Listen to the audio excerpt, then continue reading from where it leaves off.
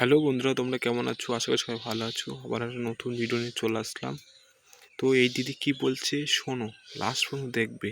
চাকরি বিক্রি হয়নি এটা বললে তো এর থেকে বড় পাপ কিছু হতে পারে না। উত্তর কলকাতায় দক্ষিণ কলকাতায় রাস্তায় বেরোলে মনে হচ্ছে ইন্ডিয়া পাকিস্তান ম্যাচে ইন্ডিয়া জিতে গেছে, এরকম একটা ফিলিং। স্বাধীনতা, নতুন স্বাধীনতা পেয়েছে মানুষ। দুই থাপ্পড় মারে না একদম দাঁত খুলে দেবো। বেয়াদব নির্লজ্জ মানুষ কোথাকার। আপনি বলেছিলেন তৃণমূল যদি চতুর্থবারের মতন পুনরায় সরকার গঠন করে তাহলে আমাদের সিঙ্গাম অফিসার অজয় পালকে ঘেষ্টায় টাইনে নিয়ে আসবেন। এইসব কি আমরা ভুলে গেছি?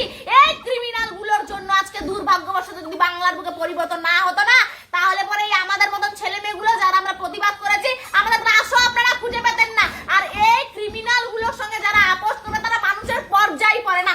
এরা গোটা বাংলার মানুষকে উস্কেছে।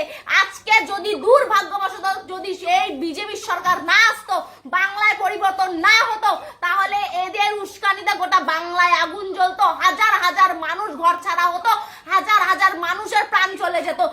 এখন রাতারাতি যেই দেখছেন পরিবর্তন হয়ে গেছে, বাংলা ভারত পাকিস্তানের তুলনা করছেন বাংলার সঙ্গে, আর করে নিয়ে কি ভাবছেন নিজের বাঁচিয়ে ফেলবেন? আপনারা একটা ক্রিমিনাল ছিলেন, আছেন, সারা জীবন তাই থাকবেন। আপনার কপাল ভালো যে আপনি আমার সামনে কোনোদিনও পড়েননি, নইলে আপনার এই নোংরামির কারণে দুই থাপ্পড় মেরে আপনার একদম দাঁত খুলে দিতাম। এই নোংরামি, এই ক্রিমিনাল গিরি বাংলায় চলবে না। বাংলায় এই সন্ত্রাসবাদীর বিরুদ্ধে বাংলার মানুষ পরিবর্তন করেছে, তাই এই ক্রিমিনাল গুলোর জায়গা কোথাও নেই। যে আপোষ এই ক্রিমিনালের সঙ্গে করবে সে মানুষের পর্যায়ই করে না। আর ভিডিওটা যদি ভালো লাগে তোমাদের, তাহলে অবশ্যই চ্যানেলটা সাবস্ক্রাইব করবে, আমার পাশে থাকবে।